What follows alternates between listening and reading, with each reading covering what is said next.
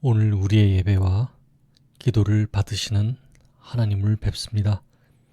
말씀을 전할 때 말씀 안에서 우리의 기도 제목을 깨닫는 시간이 되시기를 바랍니다. 오늘 새벽은 말씀하신 그대로 되리라고 믿노라는 제목으로 말씀을 전하겠습니다.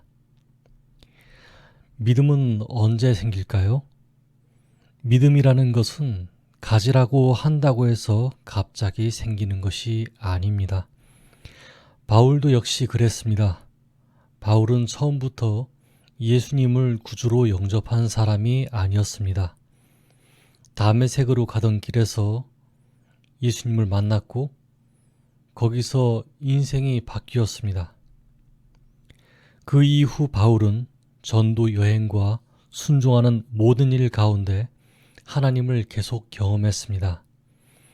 인생이 평안한 가운데 경험한 것보다 인생의 기가 막힌 순간 속에서 계속 경험했습니다. 그러고 보니 자신의 상황이 안 끝나서 답답하기보다 앞으로 이끌어 주실 하나님을 더욱 믿게 된 것입니다. 오늘 본문에서 함께 보는 바울은 그런 믿음을 갖게 된 사람입니다. 여전히 힘들고 어려운 사건이 바울을 피곤하게 하는 중이었습니다. 무슨 사건입니까? 바울을 태운 배가 유라굴로에 의해 계속 여기저기 밀려가는 상황이었습니다.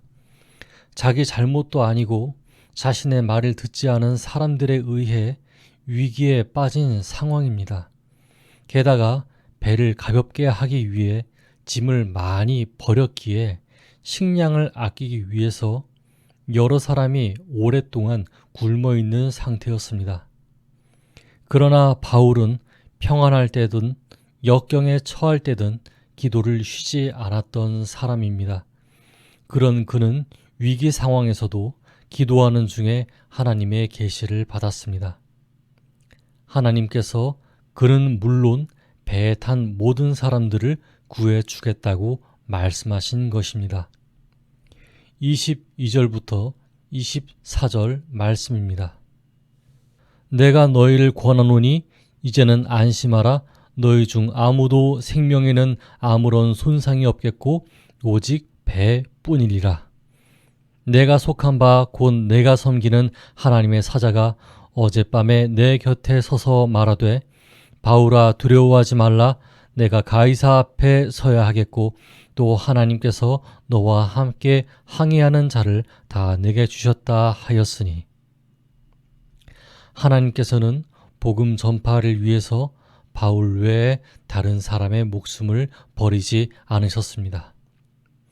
바울이 하나님의 말씀을 전함으로써 배에 탄 모든 사람들에게 살아날 수 있다는 기쁜 소식이 전파되었습니다. 만일 바울이 하나님의 말씀을 믿지 못하였다면 어떻게 되었을까요? 그 말씀도 전파될 수 없었고 모든 사람이 절망에 빠져 있었을 것입니다. 게다가 선장과 선주 그리고 백부장 율리오는 서로의 탓을 하는 사람들 속에서 사고를 당하지 않았을까요? 그러나 바울은 하나님이 하실 구원을 선포하였고 자신이 그런 하나님을 믿고 있다는 것을 자신 있게 선포하였습니다. 25절, 26절입니다. 그러므로 여러분이여 안심하라. 나는 내게 말씀하신 그대로 되리라고 하나님을 믿노라. 그런즉 우리가 반드시 한 섬에 걸리리라 하더라. 하나님의 약속이 분명히 성취된다는 사실을 믿는다면 어떻게 될까요? 세상 끝날까지 우리와 함께 하리라고 약속하신 예수님의 약속을 믿을 수 있습니다. 평안을 누릴 수 있습니다. 사도행전 23장에 하나님은 바울이 안토니아 요새에 갇혀 있을 때 장차 그가 로마에 가서 전도하게 되리라고 말씀하셨습니다. 바울은 한시도 그 말씀을 잊은 적이 없습니다. 그는 난파 위기에 처해서도 하나님께서 반드시 약속을 이루실 줄을 믿고 신뢰함으로 조금도 염려하지 않았습니다. 바울은 더 나아가 고난 가운데 있는 다른 사람들까지도 위로할 수 있었습니다. 그러므로 여러분, 이전에 하나님께서 도우신 것이 기억나거든 하나님께서 함께 하실 믿음의 확신이 생기거든 이렇게 하시길 바랍니다. 환난 중에서도 담대히 여러분의 사명을 기억하시기 바랍니다. 그리고 이 또한 말씀드립니다. 이전에 하나님이 도우셨다는 기억이 없다면 일어날 수 없습니다. 자신을 사랑하신 하나님이 독생자 예수 그리스도를 주로 보내셨다는 믿음이 없으면 다른 이들에게 진정한 확신을 줄 수 없습니다. 그럴 때는 어떻게 합니까? 아무것도 기억나지 않을 때 어떻게 해야 합니까? 그럴 때는 인간적으로 서로를 할 수 있는 만큼 위로하고 격려하시기를 바랍니다. 꾸미지 않은 마음으로 자신과 주변인들을 위해 기도하고 암울하고 어려운 순간에 도움의 손길을 요청하시기 바랍니다. 이는 영성이 없는데도 불구하고 체험이 없는데도 불구하고 하나님이 내게 이렇게 말씀하셨습니다 하는 거짓말보다 훨씬 낫습니다. 하나님과 사람 앞에서 정직하시기 바랍니다.